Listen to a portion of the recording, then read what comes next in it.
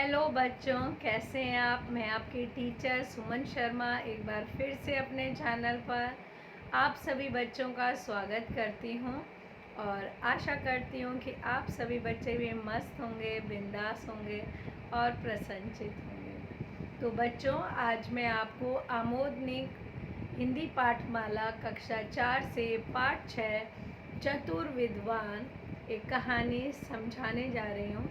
कहानी को समझाने से पहले मैं आप सबसे अनुरोध करना चाहूँगी, जो बच्चे पहली बार इस चैनल से जुड़े हैं, प्लीज़ वो मेरे चैनल को लाइक करें, शेयर करें और सब्सक्राइब करें। अगर आपको हमारी कहानियाँ अच्छी लगती हैं तो प्लीज़ आप इसे अधिक से अधिक अपने फ्रेंड्स में शेयर करें, जिससे हमें मोटिवेशन मिले, हम आपके लिए और बेहतर और आसान अर्थों में अर्थ समझा सकें। तो बच्चों, शुरू करती हूँ। पाठ 6 चतुर विद्वान कहानी। एक चतुर सवाल बुद्धिमत्ता का आधा है। यानी अगर एक चतुर सवाल पूछा जाए तो वो बुद्धिमानी के लिए बिल्कुल आधा है। बुद्धिमान व्यक्ति हर चीज़ का उसका तोड़ निकाल लेगा। ये बात बताई है फ्रांसिस बेकन ने।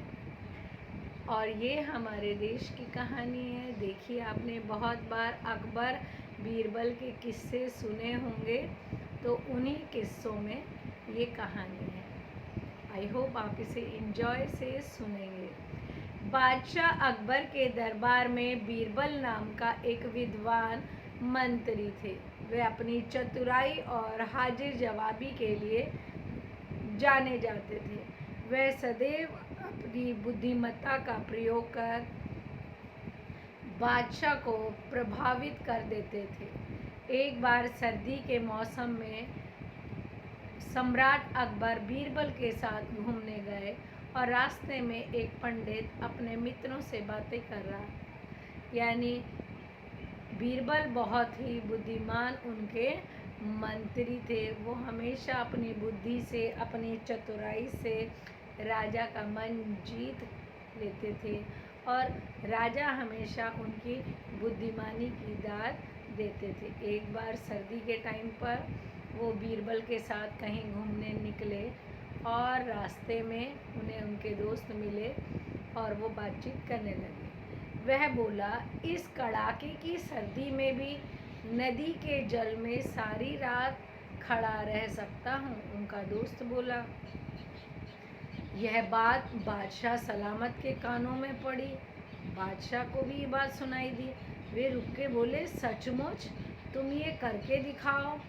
यदि तुम जीवित रहे तो कल सुबह हमारे महल में आना, हम तुम्हें सोने के सिक्कों की एक थैली दे देंगे। और वो बेचारा गरीब था। पंडित खुशी से फूला नहीं समाया, बड़ा खुश हो गया।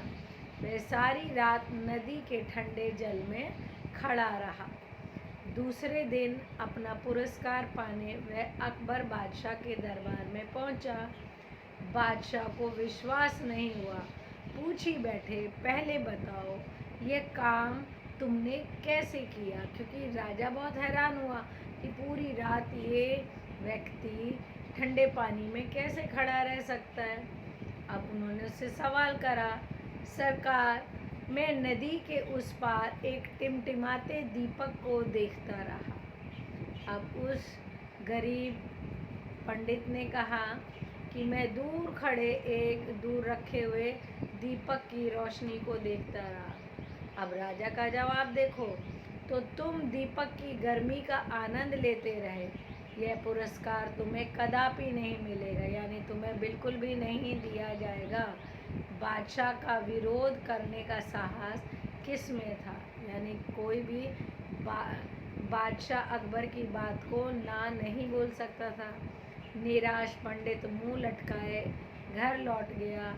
बीरबल को पंडित जी पर दया आई और बादशाह पर क्रोध आया। दूसरे दिन वे दरबार नहीं गया। बादशाह ने पूछा, बीरबल नहीं आया? उसके न आने का कारण किसी को पता नहीं था। शायद वह बीमार था, हम उसके घर जाएंगे। बादशाह ने अपनी सवारी में बैठकर बीरबल के घर पहुंच गए। वहां पहुंच के उन्होंने एक अनोखा दृश्य देखा, एक अजीब सा दृश्य देखा। बीरबल बगीचे में बैठा हुआ था। पास ही हल्की सी आग जल रही थी। 4 बांस आग के करीब गड़े हुए थे। उन बांसों के ऊपरी सिरे पर एक हांडी रखी हुई थी। बीरबल बोला, यह क्या हो रहा है? बादशाह सलामत ने पूछा, तुम दरबार में क्यों नहीं आए? बादशाह, मेरे पेट में दर्द है, इस हांडी में मैं खिचड़ी पका रहा हूँ। पागल हो गए हो क्या? आग का सेक वहाँ तक कैसे पहुँचेगा? राजा ने कहा, भाई इतनी छोटी सी आग है और हांडी इतने ऊपर, बांस के ऊपर, वहाँ तक सेक कैसे पहुँचेगा? बादशाह बोले, तो नदी के उस पार जलते दीपक का सेक भी पंडित को मिला था। बीरबल ने तुरंत उत्तर दिया। अब बीरबल तो हाजिर जवाबी में माहिर थे। उन्होंने कहा, महाराज, नदी के उस पार जो दीपक जल रहा था उसका सेक जैसे पंडित जी को मिला, ऐसे ही। और खिलखिलाकर हंस पड़े। बादशाह इस कथन का अर्थ भांप गए, यानी बादशाह को भी पता चल गया कि हाँ, अब मुझे समझ में आ गया। उन्होंने पंडित को दरबार में बुलाकर उनको सोने की थैली इनाम में दी। जीवन मूल्य: बुद्धिमानी और सूझबूझ से किसी भी मुश्किल का हल ढूंढा जा सकता है। परेशानी में अगर हम अपना आपा खो देंगे तो और भी परेशान हो जाएंगे। हमें बुद्धि से काम लेना चाहिए। बुद्धिमान यानी अक्लमंद, समझदार। पुरस्कार यानी इनाम। कदापि, कदापि मतलब कभी, हरगिज। चतुर यानी चालाक। विश्वास यानी भरोसा, यकीन। भाप जाना यानी समझ जाना। चलिए बच्चों, इसकी एक्सरसाइज आपको करा देते हैं। प्रश्न 2, सही शब्द से रिक्त स्थान भरिए। बीरबल सदैव अपनी डैश का प्रयोग कर बादशाह को प्रभावित कर देते थे। किस चीज़ से? बुद्धिमत्ता। यदि तुम जीवित रहे तो कल सुबह हमारे डैश में आना। कहाँ पे आना बच्चों? महल में। बीरबल डैश में बैठा हुआ था। कहाँ पर? बगीचे में। महाराज, मेरे डैश में दर्द है। कहाँ दर्द है? पेट में। प्रश्न 3, सही कथन पर सही तथा गलत कथन पर डैश यानी गलत का चिन्ह लगाइए। बीरबल बादशाह अकबर का एक बुद्धिमान मंत्री था। सही। पंडित बादशाह अकबर की बात सुनकर फूला नहीं समाया। सही। बीरबल को पंडित पर क्रोध आया। गलत। बीरबल खिचड़ी बना रहा था। सही।